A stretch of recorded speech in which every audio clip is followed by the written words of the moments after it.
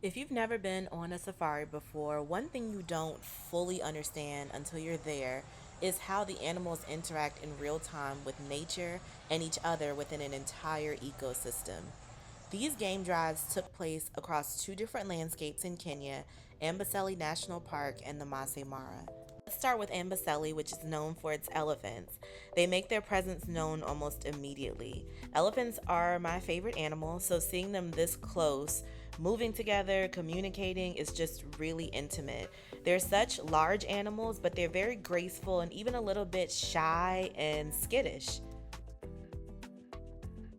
You'll also see Cape buffalo here, which is one of the most dangerous animals in Kenya. And you'll see them in swamps or this kind of marshy area and also on land, but you want to stay pretty far away from them. The lions mostly slept, but we were told we may not see them at all, so we were just happy to have come across them. Amboseli surprised me with its bird life as well. We came across a Goliath heron, hundreds of beautiful flamingos, and then also great white cranes moving in formation. And then there was also the Maasai ostrich, which we saw several of.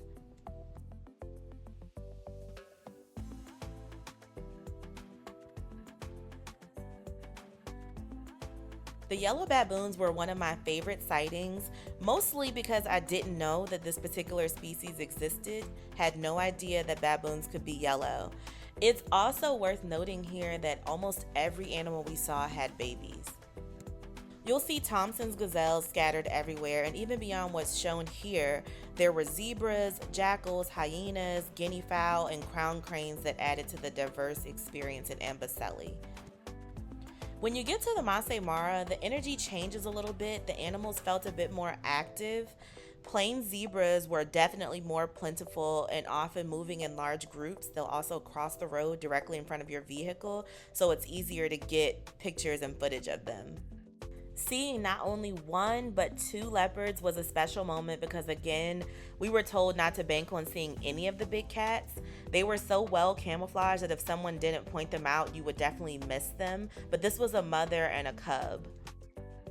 As far as time spent on one animal, we probably spent the most time watching this male cheetah because it was unique to spot it, first of all, but then also because it had this fresh kill. And we learned while on safari that cheetahs are the only big cats that eat their food fresh every single time. So we spent about 20 minutes watching this cheetah eat its food. And the really cool thing about safari is that, of course, you can see these animals at a zoo, you can watch documentaries or whatever, but it's really such a unique and truly one of a kind experience to see them in their natural habitat. A couple miles down the road, we also saw this female, which is a little bit smaller, lounging on the plains. Hyenas showed up more here too, and they're considered part of the Ugly Five, which is such an unfortunate name, but it really was interesting to learn about them, especially the fact that their clans are matriarchal, meaning the females are the leaders.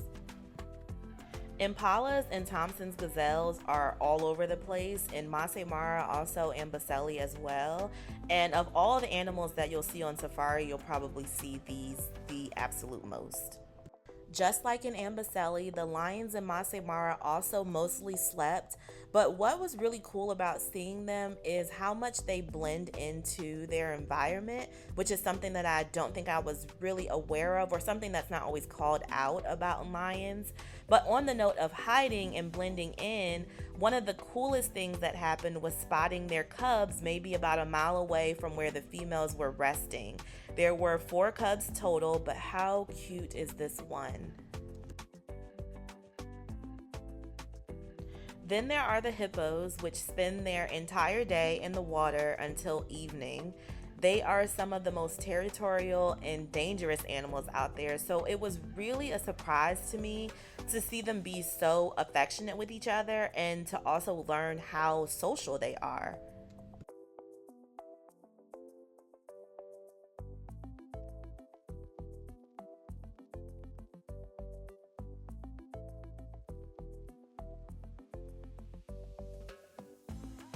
Giraffes, which are the tallest terrestrial animal, are just so beautiful and graceful to see in person. And we saw quite a few more of them moving in groups in Maasai Mara than we saw in Amboseli.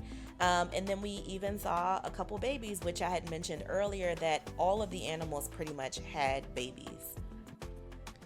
We did come across Cape buffalo again, and of course, a few elephants, though not as many as we saw in Amboseli.